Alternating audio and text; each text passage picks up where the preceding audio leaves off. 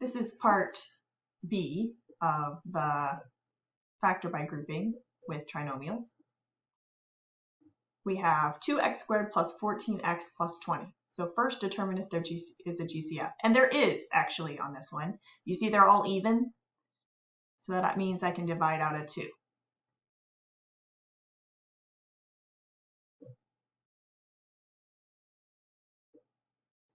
Then I'm going to factor what's inside the parentheses. So this 2 is just going to hang out for a while and not do anything until the teacher comes along and says, hey, do something. Actually, it's just going to hang out there. So just ignore it and work with what's inside x squared plus 7x plus 10, which is less than 4 terms. So we're going to do the AC method. We want to find two numbers whose sum is 7 now, and then whose product is AC. So there's a leading coefficient of 1 times 10 is 10. And let's do our P's and Q's. What multiplies to get 10 is what we want to focus on. It's all addition, so these are going to both be positive because the only way we can get a positive multiplication is positive, positive, or negative, negative, and it's going to add to get a positive 7. So we could do 1 and 10, or we can do 2 and 5, and then we add them together. We get 11 and 7. Ha, ha, ha, ha. I like to sing that song every time. I should add that into the steps. Sing your song when you find your magic numbers. So we're going to split the 7x into 2x and 5x. So we found our magic numbers and we rewrote them, and now we're going to group. Got multiple parentheses going on. And then we're going to factor out a GCF from each binomial. These guys have an x in common, leaving it with x plus 2. And these have a 5 in common, also leaving it with x plus 2. I get excited when I look forward and I see, hey, I got the same thing. That's good because that's the next step. Yes, that's exciting. Okay, I'm going to go ahead and keep with the double parentheses, but then you can eliminate them. I have x plus 5 left of each of those terms.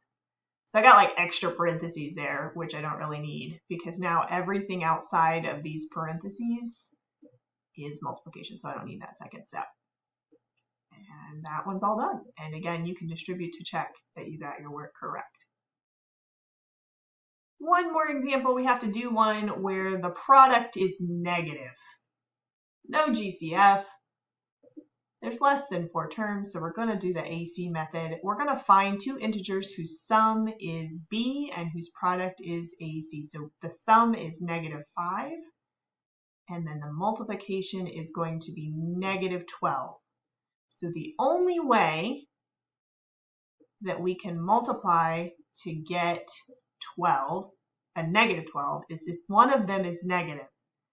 And the bigger one is going to be negative because my sum is negative. So I'm going to make P my bigger number here so that I remember that that one's going to be negative. Because in order, think about that for a second, in order to add to get a negative, the bigger one has to be negative. And the other one has to be positive so that I multiply to get a negative 12. So things that multiply to get 12 are 6 and 2, so I'm going to make it a negative 6 and a positive 2. And also negative 12 and 1. Oh, you know what I did? I messed that up. It's not 12. It's 24. I'm going to leave that mistake in the video just because I know some of you are going to do it. Remember, you have to multiply A and C together. Still, the sign talk is still the same though. So things that multiply to get negative 24 are negative 8 and 3. I realized I was making a mistake because none of them were adding to get negative 5. It is possible that what you get doesn't factor, so you might not be able to find it, but chances are good it's something that factors, so keep trying. Let's see, negative 6 and 4. Again, I'm making the bigger number here negative. Negative 12 and 2. Negative 24 and 1. Do you have to do them all? No, once you find the magic numbers, you can stop. So negative 8 plus 3 is -5, and that's what we wanted. So I'm just going to stop right there. Those are my magic numbers. So 2k squared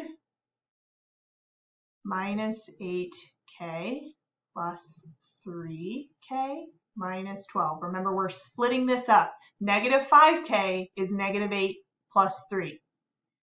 And the reason why I picked -8 and 3 is because it also multiplies to get -24, and it's going to work out nicely with grouping. So I'm going to group these two together. They both have a 2k in common, leaving me with k minus 4. And I'm going to group these two together, and I'm going to pull out a 3 and hope that it also gives me, yay, it does, k minus 4.